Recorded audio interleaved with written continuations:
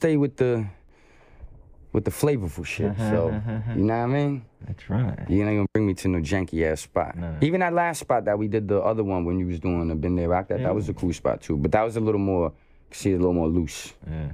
You know what I'm saying?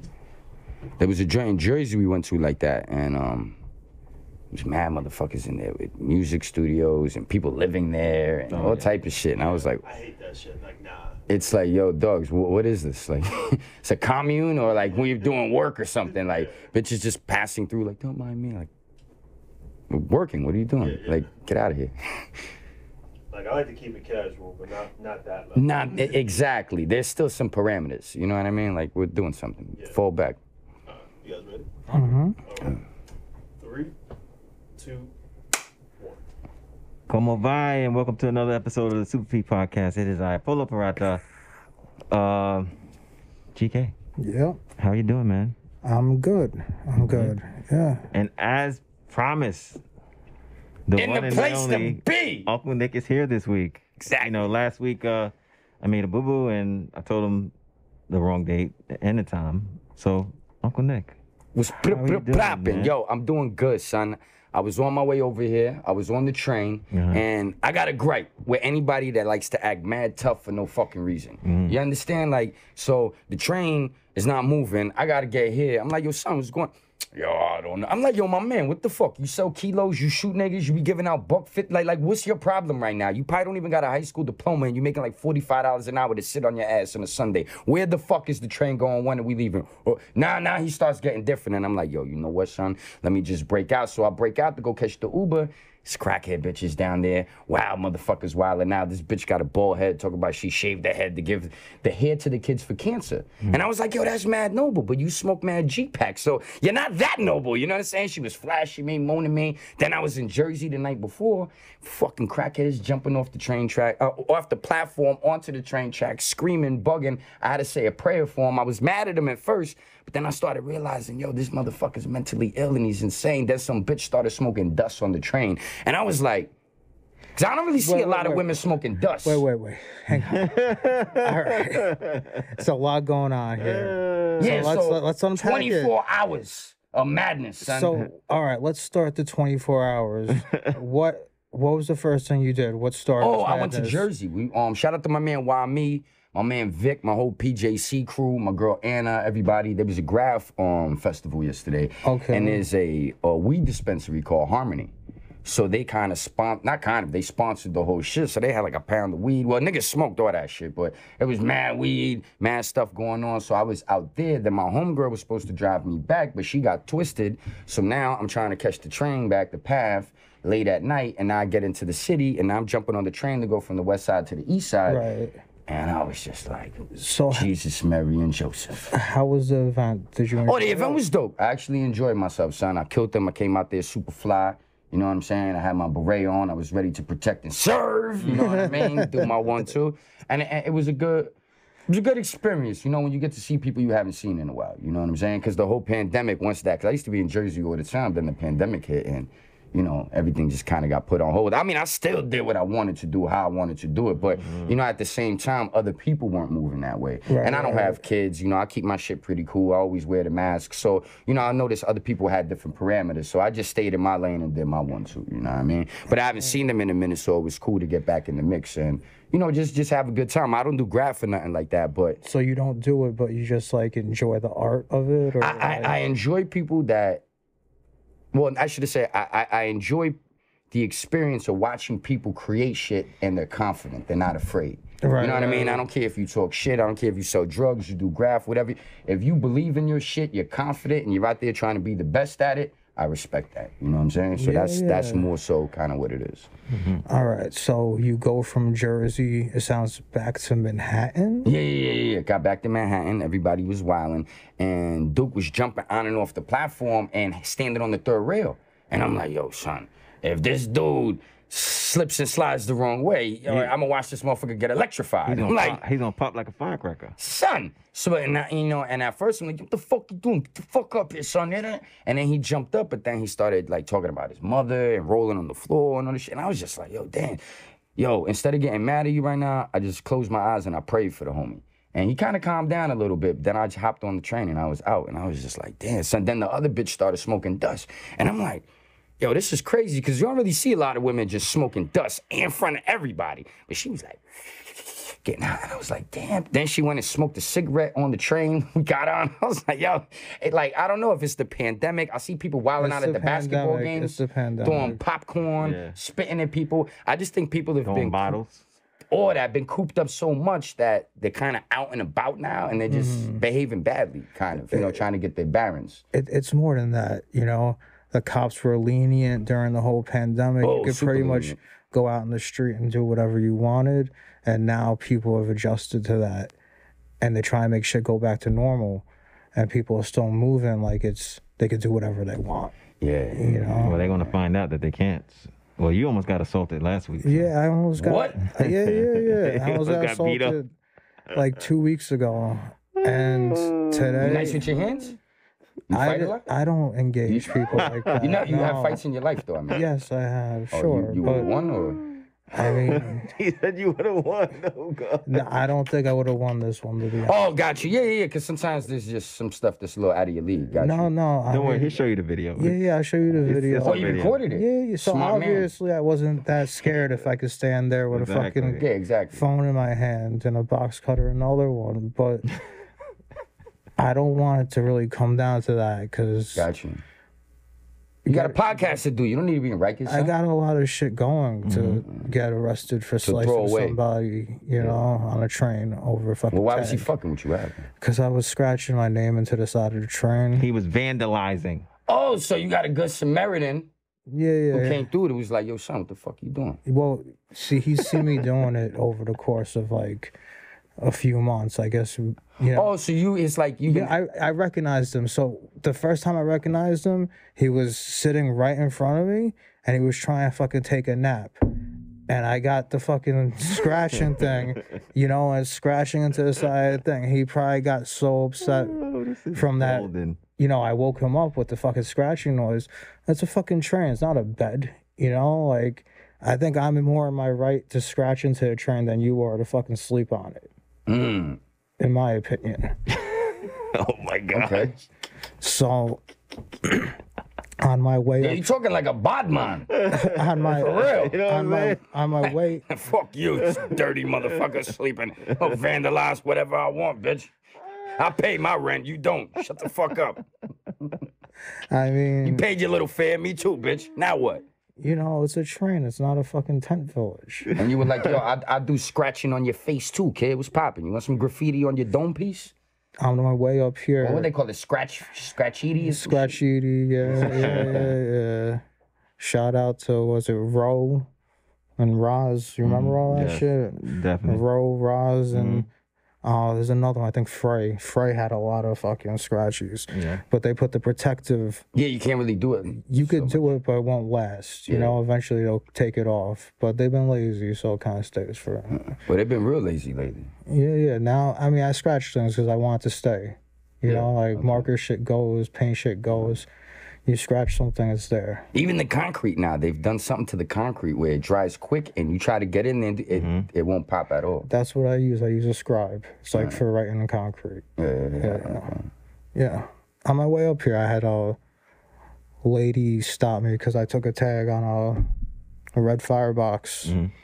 Oh, so this is like It's an ongoing continuing thing. That's thing what I'm with you. saying. People, like, I got so used to being able to just walk around and write on shit while the pandemic So now was you going got to on. adjust. And now I got to go back to, looking both ways.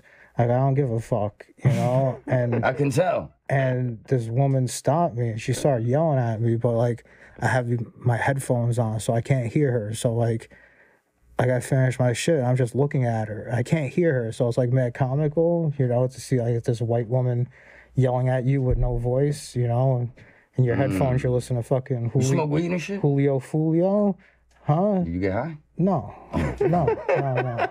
Do you? Yeah, I smoke weed and shit. Okay. No, because I was wondering, because that experience, like, I noticed, like, sometimes when I'm a little twisted, you might look at something, and it's kind of comical because you're in your own world, but you're in their world, and we're all in reality. You know what I'm trying to say? It's comical for a lot of reasons. The woman would go into the category of being a Karen at that point, right? So, you know, it's like, just leave me the fuck alone. I told her, I was like, I can't hear you. I got big headphones on. See the fucking big headphones? I can't hear you. And I just walked away. Yeah, that's what you got to do, son. You just got to be, you know, you got to be respect. Like, you know, I do a lot of stuff sometimes in the streets, and, you know, I used to be real reckless and kind of off the hook with my shit. But I realized that, you know, you got to be mindful of people in society, because we're all coexisting together. You know what I'm saying? So, you know, I'm not saying you doing nothing wrong, but at the same time, I can see why they pressing you, because they like, yo, son, man, you know, my life's fucked up right now. You over here scratching on the train. I'm trying to get some sleep. No, and that she's woman, trying to keep her neighborhood clean. So, you know, you can see where people are coming from. her neighborhood? Yeah. It's not her neighborhood. Well, you pay rent. You reside there. She might even own a house, right? Where is this? It's in Park Slope. Oh, right around here? You bugging, son. Yeah, my whole family, Take that shit to Brownsville, I'm nigga. from this fucking No, I'm saying, like, whatever. Nobody gonna say shit to you on Saratoga Avenue. They'll be like, nigga, do some more. You know what I mean? I'm Like, not gonna fucking... oh, you grew up over here? Yeah. I used to date a white broad, and we used to live on Bergen, right around the corner from the courthouse, and shit. Bergen and what? Downtown Brooklyn, like more by Fulton Street. Yeah, like J right Street. around over by the courthouse, Bergen and something. I forget what it was. Yeah. How long ago was that? Shit was over probably like 12 years ago, something like that. You remember how Fulton Street used to be? Oh, yeah. Yeah. Fulton Street used to be very wild. Not no more, though. Nah, the whole of New York is ass right now. Yeah. Like, not everywhere. Niggas is wilding in the Bronx. You saw that shit in Bushwick the other day? Yeah. It's Like, pockets of madness. Pockets of activity. They've done a good job gentrifying and cleaning shit up to a degree. And I was in, where was I? CVS or some shit a couple weeks ago. A motherfucker was in there trying to buy some shit. Like, you know, the white people gentrifying. I'll be like, man, yo, shut the fuck up with all that. What was your grandparents doing in the 60s and 70s? Why they didn't fucking buy nothing? These buildings were a fucking $1. These buildings were $1,000. How the fuck you gonna be mad at people that got money that want to buy prime real estate that you've been sitting on for 40 years and you didn't do shit?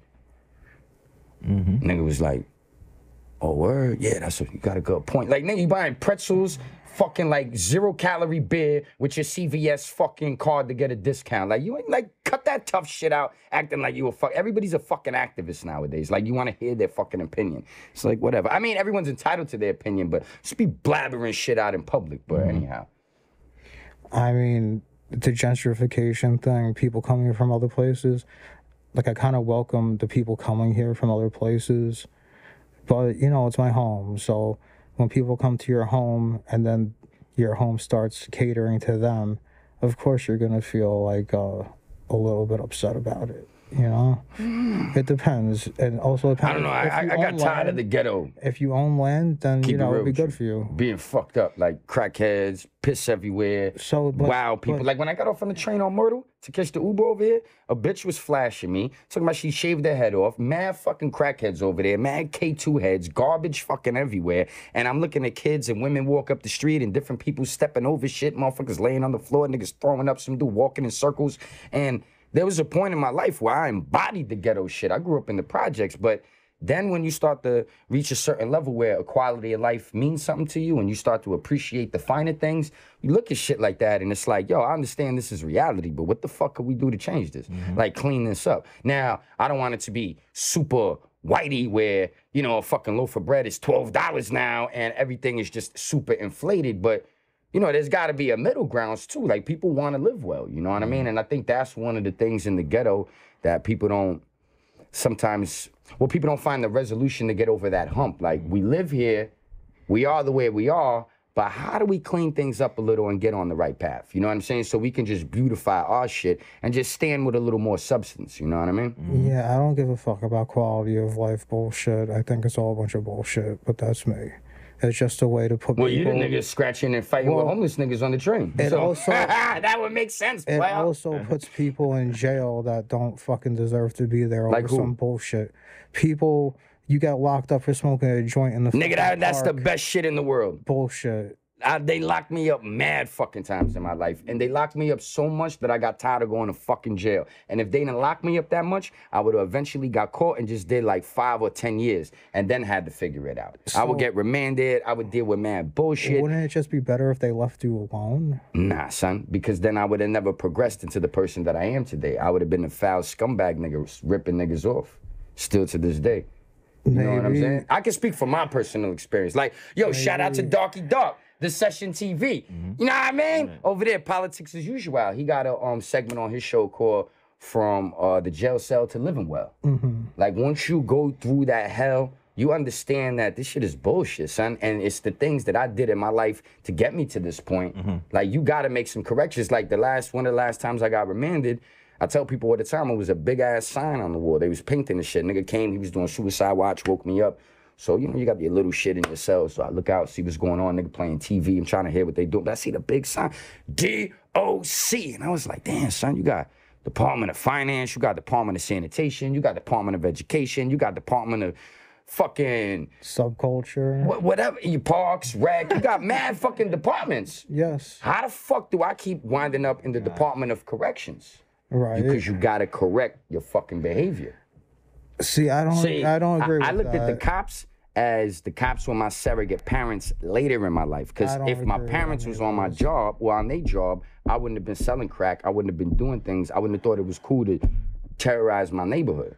I would have had a better approach to things, and I would have appreciated having this great quality of life and this understanding that maturity comes along with, you know, your essence and well, I shouldn't say kind of how your parents brought you up, because everything your parents tell you don't listen to, but just a certain environment that breeds productive citizens. That's what I'm trying to say, you know what I mean? So the fact that my parents wasn't holding me down that way, not that they were bad parents, but, you know, I was doing what the fuck I wanted.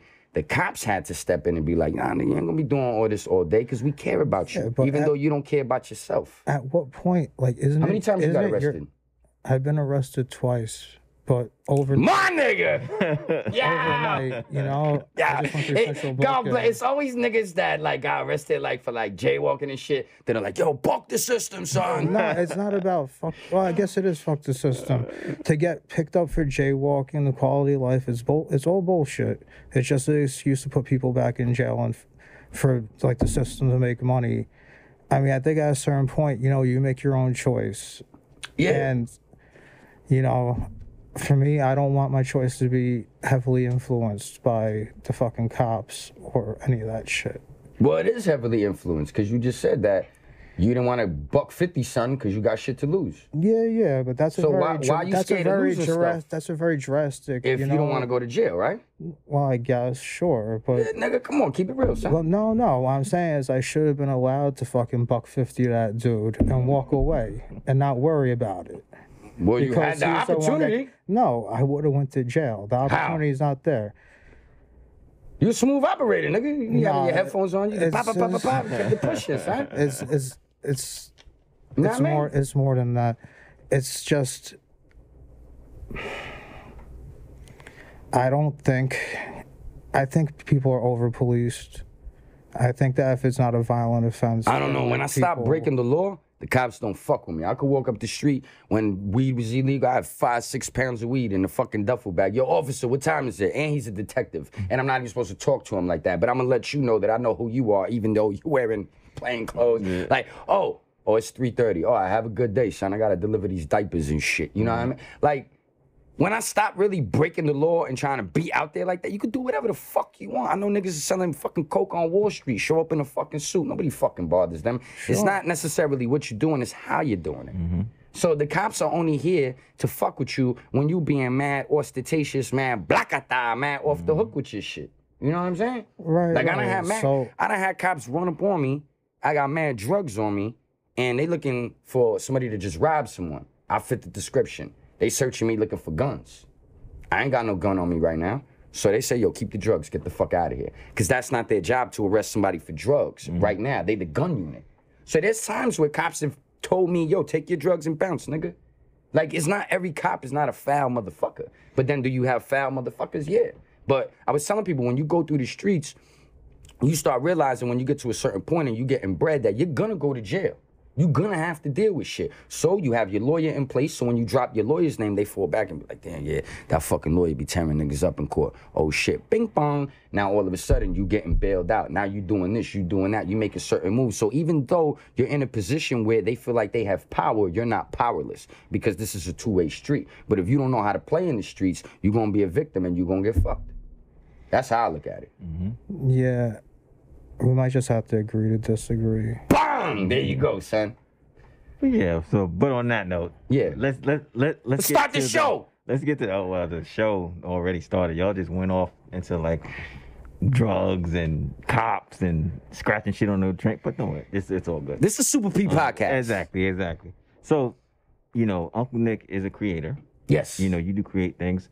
You have 20,000 followers on YouTube, strong, the Wolfpack strong. Exactly. So shout out to y'all, yeah, Wolfpack. So how long you been doing the YouTube thing? I started YouTube 2016 420. I started my channel.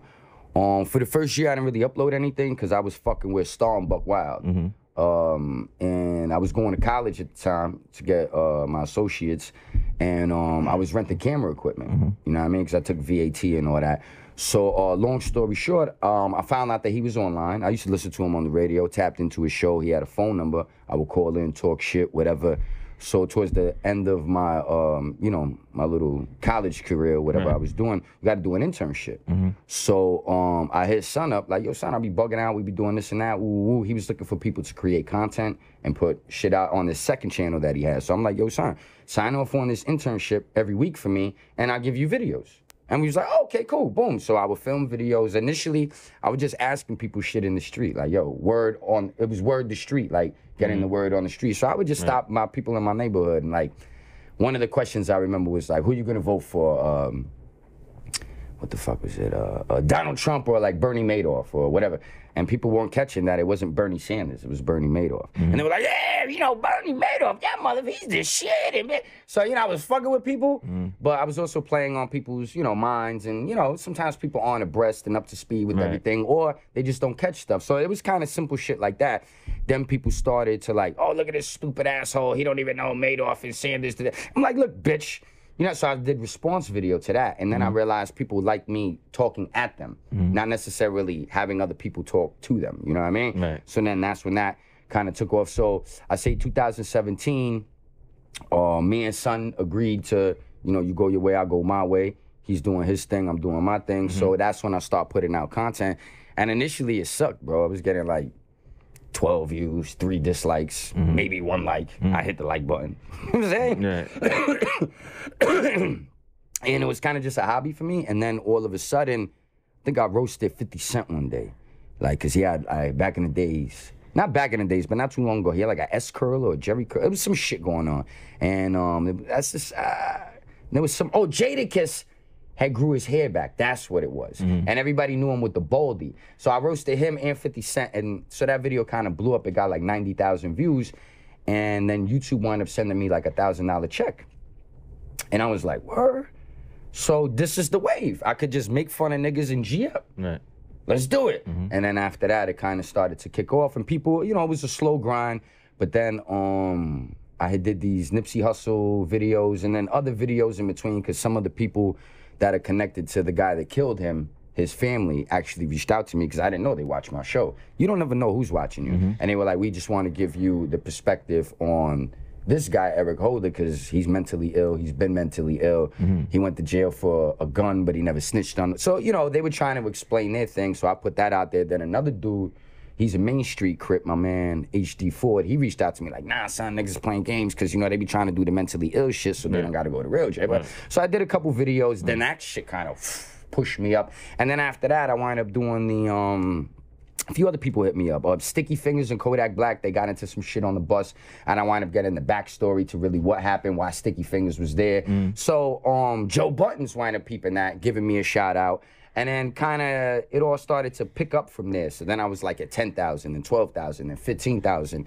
And then I start going places. Peter Guns, this one, that one, West Side Gun. You know, people bumping into me, knowing me, 38 Special. Just all these. And I was like, oh shit, that's when I really started to realize what I was doing. Even though I don't see like the 100,000, 300,000 views all the time. This shit is impacting people and they're loving it. And when they see me in the streets, they let me know that. And then I started bumping into like fans, like niggas in the FedEx truck. Yo, bada bing, bada boom. Yo, Wolfpack, motherfucker. People in windows jumping out of cabs and shit. Yo, Uncle Nick, let me take it. I'm like, yo, son, I'm like a fucking C-list celebrity right now. You know what I mean? And flash forward 4 years later, here we are. And I'm doing my 1-2. And I kind of like got in a mode where I thought that I had it on lock and I could just do whatever. And then the algorithm changed. Then YouTube got a little slick. And sometimes I get political, so they shadow ban your ass. So there were all these different things that were going on where I said, hold on, I gotta maybe try to change the playing fields, adjust my margins, shift things a little bit. So I wind up trying to create some different type of content, like doing food vlogs and doing like going out in the streets, like capturing nightlife. You know, just different things that were... Are you still doing the food blogs? Oh, yeah. I still got the food vlog. So what's the name of the food blog again? It's called Feasting with Uncle Nick. Okay. Basically, I was doing something with my man Prance for a minute called Eating Good and Living Better, but there were just some creative differences, and he's busy doing what he's doing. I'm kind of busy doing what I'm doing. And I started to notice that, well, that was going to lead into what I was going to say. Like, when I adjusted the margins and was trying to create different type of content, I realized that my audience wasn't necessarily open to that. Okay. They like, yo, nigga, we don't give a fuck about you eating food and walking around and chilling with bitches. But not for nothing. That's a great concept that you and Prance did. Oh, they're phenomenal, son. Because what I'm saying is, your guys did this when nobody was going outside. You was doing it around COVID times where everybody was in the crib, and then you guys are actually showing that, you know what, we can get back to normal. Oh, of course. And that's why I give you guys credit, like, because like when the episodes dropped, I mean, we were still on lockdown for the most part. Son, you know we was out here making moves in the streets, moving through the ghost town, and kind of just making shit happen, you know what I mean? And kind of being fearless, you know what I'm saying? Letting people know that life still goes on, you know what I mean? And the great thing about that is that I learned to edit, produce, and basically format a 30-minute program. You know what I'm saying? Something that you might actually see on TV or something like that, or whatever the case may be. So I learned how to just put all these things together and have it flow in a linear fashion where it all makes sense, because it comes down to the edit. You can capture a bunch of shit, but does it make sense? What are you talking about? And how informative is it too? Because that was the thing me and Prance thought about, like, you know, I'm like, you can't just walk up the street and just be diddy bopping. You know, anybody could fucking do that. You know what I'm saying? So let's bring our experiences, what we know, into play, do what we do, and make this shit pop. You know what I'm saying? The editing was top notch. Thank you, I brother. thought it was really, really good. Yeah, I worked really hard on that. And that was the other thing where, you know, he's doing what he's doing, I'm doing what I'm doing, and I realized I invested so much energy into that. Like, those edits would be 30, 40-hour edits. So it was hard for me to keep up with my content on my channel. So when I contacted YouTube and was talking with them and just started noticing certain things were going on and certain things weren't jumping, they say, hey, go back into your analytics and really look at what made you the man on YouTube, what made your audience gravitate towards you. And when I looked at the videos, the analytics, who's been watching, what they're watching, why they're watching, how long they're watching, it was the videos where I blacked the fuck out, be myself, give my opinion, and say things that the next person wouldn't say. Not that I'm trying to be mad controversial all the time and just start shit so I stand out. Nah, I stand on what I believe, and I'll have a fucking different type of experience than other people in life. So I think my word means something, you know what I mean? And I don't fucking lie to people. And even if you don't like what I'm saying, I'm gonna tell you my motherfucking truth, you know what I mean? So once I realized that that's what made Uncle Nick, I said, oh shit, let me get back to that. Cause I was gonna quit YouTube. I was like, man, fuck this shit. I ain't come on YouTube to be mad popular. I'm not on Instagram to get mad likes so niggas could look at my clothes and I could be cool. I'm here to get paid, motherfucker. That's what it's always been about in anything I ever approached. So when I adjusted everything and got back to what I was doing, now the last 12, 13 videos, 14 videos I've uploaded, I see the improvement. People are watching. The views are up. the lights are up again. So now I'm back on my path and full steam ahead. So I think that Eating Good with Uncle Nick, I think it would be a good live stream, like an IRL live stream. Yeah, like really? without the editing. Yeah, because then you're just chilling with somebody and like, you know, it's no editing, just live, you know? That's an opinion. Have you like worked out any brand deals on your channel? No. I've had a few people reach out to me, but I'm always skeptical fucking with people for a couple $100 or a couple things here and there, fucking t-shirts or something. I don't give a fuck about that. You know what I mean? Like, people have come to me, but it ain't really nothing that's substantial where, you know, I could say, okay, I can make 5 racks off this in a month. I could push this to that now. An annual income will boost up to this, and now all this makes sense in dollars. You know what I'm saying? So if you're coming to me with like a pair of socks and $50, like, get the fuck away from me.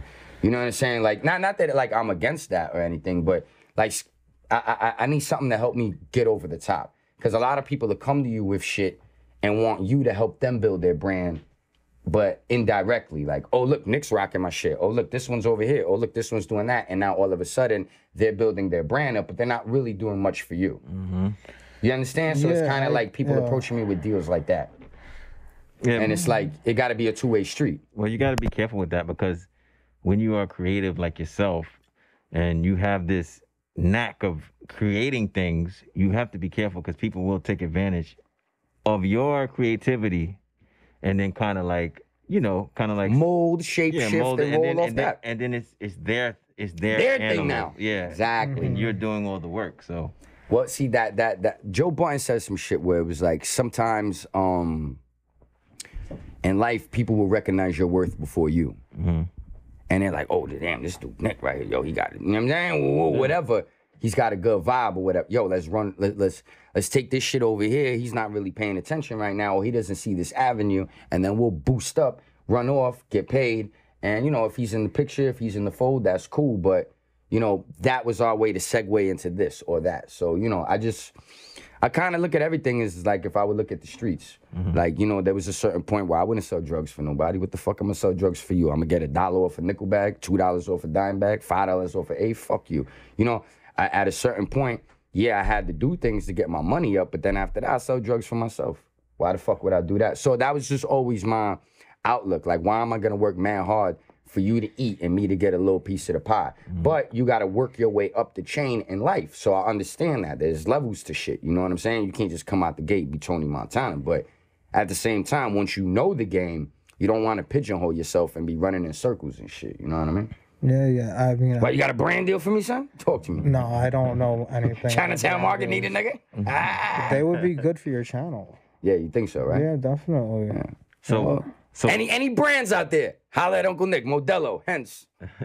So what new things are you working on now?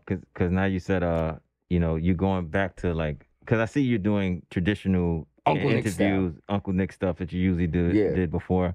So what's going forward? Like, what's the new stuff on the horizon for you? Like, you're working on? Well, basically, what I learned from the food vlog is that the 30-minute, 40-minute episodes, I can really compact that into about 8 or 10 minutes and just keep it real chopped. Like, tell a little story, maybe 12 minutes, but it doesn't have to be a fucking adventure.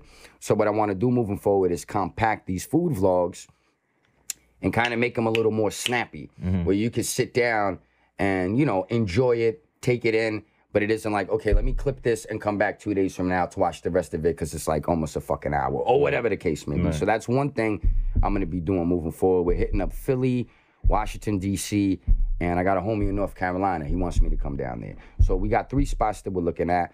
We might be heading down to Miami as well if we could do that. So I might fuck with Thirst down there because he got a spot that he fucks with, like with healthy food and all type of stuff. Really jumping spot in Miami. So those are 4 destinations that I want to hit by the end of the summer. So the food vlog, a little more compact, maybe 20 minutes, but not getting into where it's like a full fucking episode, like some TV shit or whatever. You know, if that comes later on and we can expand on that, that's cool. But I would like to get that in the fold, keep it kind of short so I can maintain that where it's not too much work. And then from there, I want to do more interviews, and I'm working on my comedy album right now because, you know, I call myself the Don Rickles of hip hop, but any real comedian, Richard Pryor, Eddie Murphy, Red Fox, Patrice O'Neal, Charlie Murphy, etc., etc., etc., they all got comedy albums. George Carlin, like, you know what I'm saying? So what I want to do is basically update the format to it. So basically, I want to do a live comedy album in the flesh, in the streets of New York, if that makes sense to you. So it's gonna be mad creative, and I'm gonna basically embody everything that I was around from a kid. The hookers, this, that, the drug dealers, the pimps, the crackheads, and just kind of tell my life story. So it's kind of gonna be a biography, comedy album / live visual. You know what I mean? And I think that's gonna really knock people's socks off because nobody's really doing something like that. And you could listen to the idea and try to recreate it, but you're not gonna do it the way I do what I do, how I do. You know what I'm saying? Because my flavor's just off the hook when it comes to being Uncle Nick. You know what I mean? And then from there, I want to stay abreast with what's going on in the media. You know what I mean? So basically, just trying to get good stories that I think can add some substance and something to my message, which is just be good people, son. Take care of your family, take care of your community, get fly, get fresh, and don't do bad shit in life. You know what I mean? Where, you know, you find yourself like constantly in drama, but you trying to big yourself up in a way where, you know, you got everything laid out and everything's perfect. Nah, stop fronting, son. You know what I mean? So I want to be able to deliver my message, but also give people the news, but also kind of stay away from the everyday negative shit, like this dude killed himself, this dude shot himself, this one did this, this one did, because it's like the super negative shit is there every day, and these young kids, they don't know how to fucking think, behave, move, act. Everything is just spontaneous fuckery, you know what I'm saying? So I don't necessarily want to have to be in that lane 24/7 either. So that's kind of like the thing. Compact food vlog, working on the comedy album, doing more interviews with people that are actual content creators, so a little cross marketing goes on there, Right. and then just staying abreast of what's going on in the media, but not having to get down and dirty like Wendy Williams all fucking day long. You know what I mean? So that's pretty much the focus for the next year. You know what I mean? And I think if I can accomplish that, then a podcast opportunity might arise. Yeah, you ever thought about doing? I mean, you basically do a podcast when you're interviewing these people, like like the interview with China Mac. Oh, yo, shout out to my dog China Mac. It was sort of like, you know, kind of like back and forth talking, and you know, I mean, I think you could. I always told you can always do a podcast. Like, yeah, well, I had started a podcast, the Uncle Nick podcast, and then, like I said, it's just so many things going on, so many things to maintain that it's kind of like a fucking three-headed dragon. Like, where do you start? You know what I mean? Got so much shit going on. It's not as easy as it looks, and it's hard to stay focused on everything you got to do when you got so much on your plate. So, I think me working hard doing what I'm doing. Once I get to a certain status, someone might want to say, hey, Nick, we got this opportunity for you. Or would you like to jump on our podcast? Or would you like to be a co-host or a guest sometimes? And I think things like that might start popping off where they open up opportunities and different doors where I can get behind the scenes now and start getting corporate checks, corporate deals, yo, John, come over here, yo, son, you at least, we over here doing rooftop party, whatever the fuck bitches doing backflips. You know what I'm saying? Like, we could, you know, be in the mix having fun. But, yo, no scratch Edie in the fucking rooftop party with the bitches, all right? What do you think about what do you think about like a Twitch stream, like DJ Academics type of deal? I thought about doing Twitch. I think you should. I think you'd be great on Twitch. Somebody told me that recently. They were like, yo, Twitch is where it's at. You don't have to play video games. And it's just kind of just about like expressing yourself and talking shit. And it's like, because my live streams on YouTube don't really jump like that. Like I see. No, it's on Twitch. You gotta go to Twitch. Once you start doing Twitch, I give it under a year, you'll be on DJ Academic stream talking back and forth. Like 100%. Well, you know what's funny? I think he watches me, man. Oh yeah, he definitely does. There was a day where me and a friend of mine, we were live and we were talking about Adam 22, right? And how he's a fuckboy, you know, he's a culture vulture. He's just a sorry ass nigga in my opinion. But we were talking all this shit. What makes you say that? Oh, you don't know his history? No. When he was making fun of black people? I have no idea. I don't. You better hit Twitter, son. He's a racist, dirty motherfucker. They caught him over there doxing 15, 16-year-old girls in Canada that he was fucking because he had this BMX vlog and he became a blogger online and doing all this stuff. And then there was another kid that actually ran the No Jumper podcast. He did it online, but somehow he paid for the whatever the fuck, the hosting shit, the server, you know, the website thing or whatever. But then the kid, something happened. He kind of fell off with what he was doing. And that's when like Gucci Mane and all the little drill music was really getting popping and all that. So basically the kid fell back. So he asked the kid if he could just run with the brand, but the kid didn't know he was going to turn it into what he turned it into. Right. Basically, he took someone else's format that he was helping build. He was just behind the scenes doing his BMX shit, and he ran off with that. And it's like, yo, son, I watch videos of you fucking with homeless black dudes.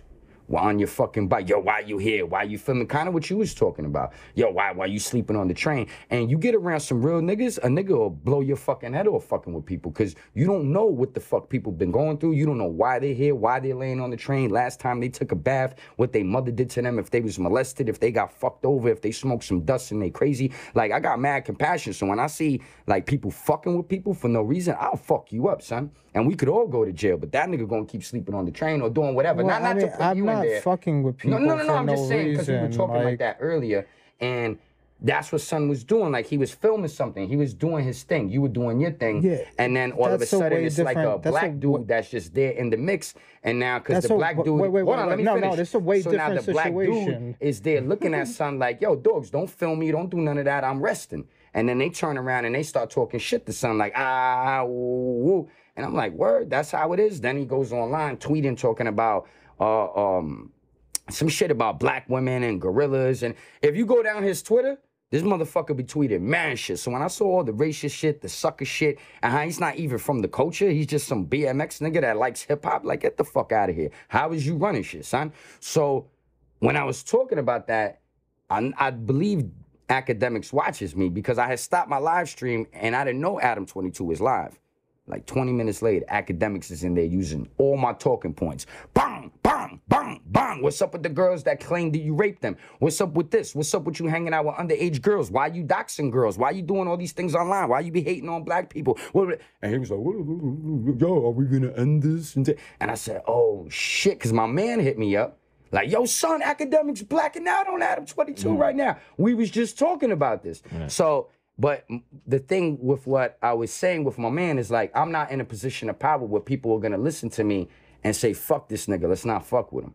I'm not into canceling people, but I'm into holding people accountable. My platform's not that big. So I think when Academics heard me say that, he said, well, you know what? I'm the Don Dada of this shit. I'm going to go over there and tear his ass up right now. So stuff like that, you know what I mean? Like, so overall. Okay, so you just like inadvertently called me like a racist.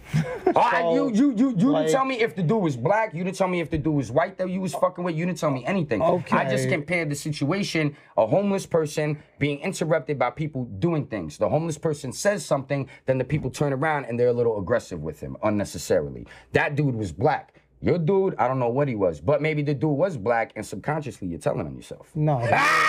What was he, white or black? We're both Hispanic, dude. He was Dominican. Like, what the fuck? He was Dominican. Both of us. We're both Hispanic. Me and the guy are Hispanic. Yeah. So did y'all talking Spanish, or was it like a brotherly bond thing, or what? Does it matter? Doesn't matter. No, I mean, like, is that not why you want to cut him?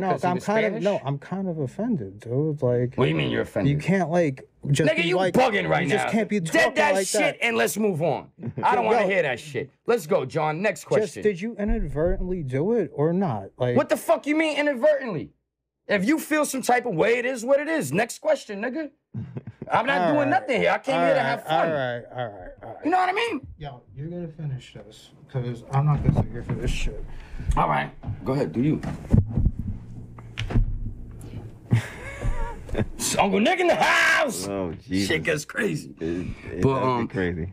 So, now let's proceed. It's a feeling, man. It'll go away.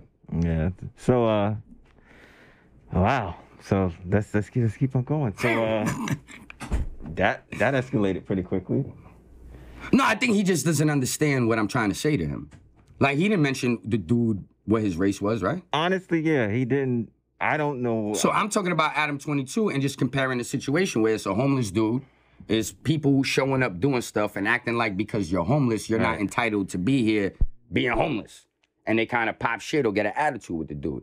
I don't know what he had going on, but I was just comparing the situation. But, right, but I mean, did you at any point? Like, did you take it like that? You thought I was off the hook with it? No, I don't. I think he kind of has his own personal hang up with it. Yeah, because you didn't say. I didn't. It was never said what the person's nationality was. Yeah, that's what I'm saying. So how could I be? Until I said the guy was Dominican. Yeah, exactly. Well, how could I be pivoting you when I don't even know the complete thing of your story? Anyway. Anyhow, let's proceed. It is. Shout out to Ulysses, man. You're a little sensitive, but I fuck with you. Yeah, this is a first. This is must see TV. Anyway, so yeah, so that's what you got. One more question before we'll wrap this up, because I did want to ask you a couple more questions. Well, do your thing, son. Don't get frazzled. Oh no. Don't get like, you know what I mean? Like, and I know your man just walked out. That's your partner and all that. It just escalated so quickly. Like, I didn't know what the hell happened. Well, no, I see where this is going, and I don't want to have a long, drawn-out conversation where somebody's trying to go tit for tat with me about some shit that I know in my heart I didn't say that way. When you listen back to the podcast, you'll see what popped off. Your man right there is sitting here listening to this, doing the whole thing. He said he didn't see me doing none of that. I don't think you caught it that way. I didn't. But for him to be like, I'm going to leave now, go ahead, nigga, leave. I didn't see anything coming to that. But anyway, like I said, I got one more question for you. So, what do you think about the vaccine? I really want to get your opinion on this vaccine thing. You know, it's interesting because I was doing a little research on it, and I seen that, I think back in 2018, I think something like that, the dude Fauci he has a company or a firm that actually invested in them doing some research on bats. Mm-hmm. You know what I mean? And you flash forward, I guess, whatever he was doing with that particular, what was it called, like virology.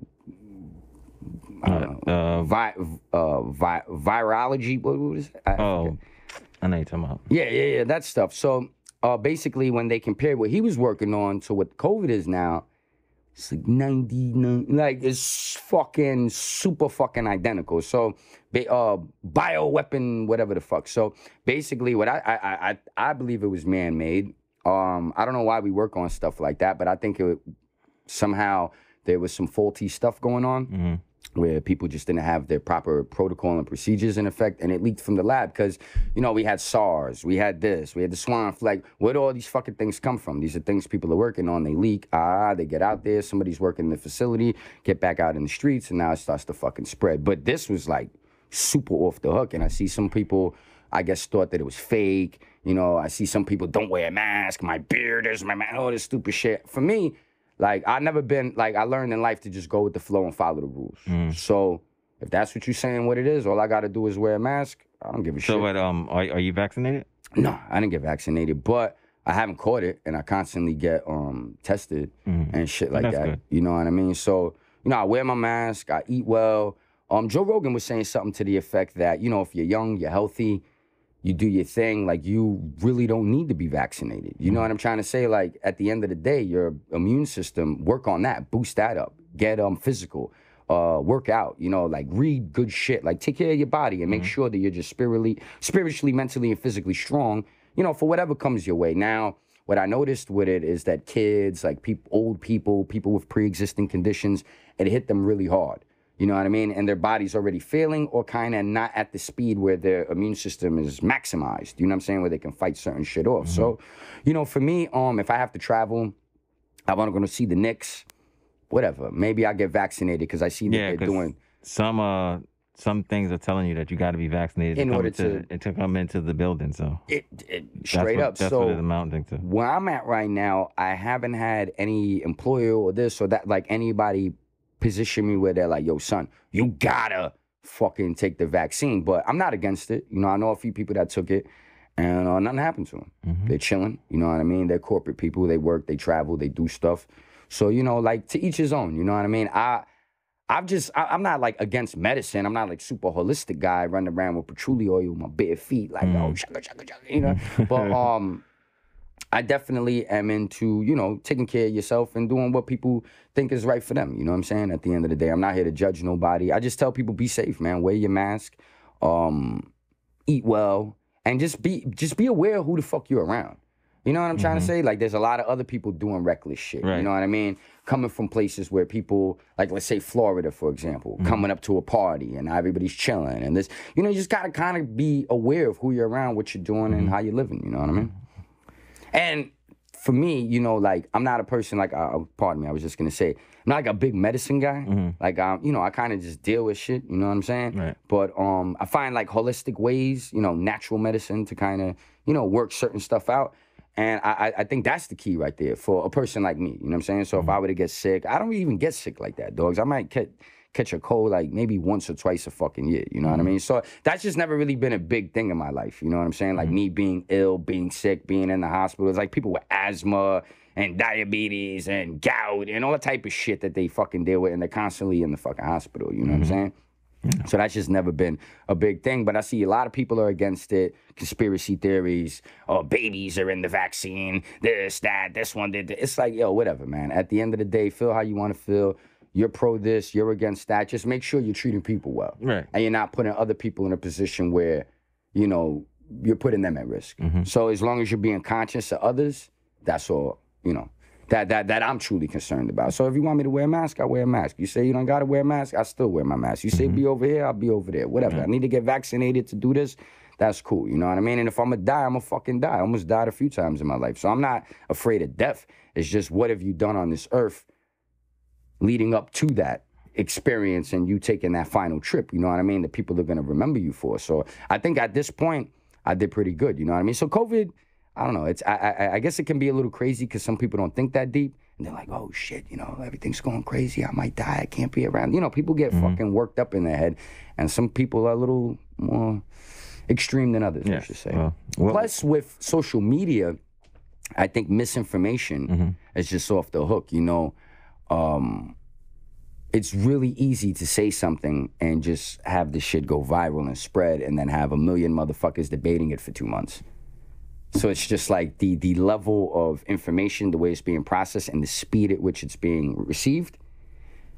Like, you just can't keep up with it. So I just try to keep my heart clean. But I think social media, people with popular platforms that are pro and con actually really have the power within shifting the good or the bad or the skepticism that people have towards doing certain things. And if I'm not mistaken, they said there was a black woman who actually came up with the vaccine or something like that. I think the initial vaccine. The initial one, I think. Yeah, and then people were like, nah, son, you see, they trying to get black folks to, you know what I mean? The okey doke, you know, she's a black chick, fuck out of here. We don't want to take that shit. Because, you know, the government has a history of doing some grimy shit. You know what I'm saying? So I think that at the same time, along with social media and other things, kind of has people bugging. But I don't know. For me, it hasn't stopped me. Me and Prince did the podcast all through COVID. I've been rocking. I've been rolling. I was still doing me. I haven't caught it. Hopefully, I don't get it. And I stay healthy. You know what I mean? That's just pretty much it. You know, wear your mask. Be respectful to others. And, you know, just don't be a dick because of your beliefs. Just a lot of people wanted to film motherfuckers and do this and do that and be outspoken and all this extra shit. Why? Because you got a little fucking live stream going or you got a little platform. Just mind your fucking manners. Do what you got to do and be your best. You know what I mean? No, well said. If that makes sense. Well said. So we're going to end it off here, guys. Bow! Where can they find you, Uncle Nick? You can find me on Instagram, Unclenick_WTS. You can find me on Twitter, but not a lot of people find me on there, but it's the same shit, Unclenick_WTS. And of course, you can find me on YouTube, you know what I mean? I'm doing my thing. Just punch your Uncle Nick, you'll see me up there, white bucket. No, actually, I changed my picture. I think I got 5-panel plaid joint. And by the Essex Street, you see a little joint right there. So I got that joint in there. So you see me pop up, subscribe. I'm a little controversial at times in the sense of my political beliefs, you know, because I'm a little conservative, I'm a little street, I'm a little hood, I'm a little bit of everything. I'm a little liberal. So sometimes people think you're going to just be this way. So if you tap in and you see something you don't like or don't understand, just leave a comment, DM me, and we'll go from there. But for the most part, I got mad entertaining shit, and I think I got a little something for everybody. Nice. And yo, appreciate you having me. Yo, man. Come through, son. It's always a pleasure. I will definitely come through, or we'll figure something out. Yeah, because you got to come back on my platform so I could do one with we'll you. figure something out. Yeah. You can find us on the Super P Podcast, Instagram, Facebook, YouTube, on any podcast provider. We're on there, and now we have a Patreon. The link of the Patreon is on the Super P Podcast Instagram. You can, you know what I'm saying, we have little tiers where you can get limited edition stuff. You can get the podcast early. You know, it's a whole bunch of stuff. Nice. So just tap in with that. Uncle Nick, again, it was a pleasure. It's always a pleasure. Always, You know what I'm dog. You saying? mad Thank you. respectful. You know what I'm saying? You Thank you always for show coming love. through. Yeah, thank you You for never, coming through. yo, you cut your dreads, B? Oh yeah. I got a mohawk now. Ah, But anyway. shit. Shout out to you. I'll be back next week. We'll be back next week. I'll be back next week too. I'm gonna pull up. Yeah, Uncle Nick will be back next week. Ulysses not gonna. I'm gonna take his spot. Now I'm just fucking with you. And my bad, son, because you know you might be watching this later on. Not really my bad. I don't got nothing to apologize, but my bad if I made you feel uncomfortable on your shit to the point where you had to leave. That wasn't my intention, but I think you took shit the wrong way. But shout out to you. It happens. But anyway, Super Podcast. We're out. Ciao. Bang! Yo, that was great, man. Yeah, that was awesome. Yeah, that was. Even the whole walking out thing is kind of awesome. Yeah, I think that was kind of cool in a way. Like he's gonna.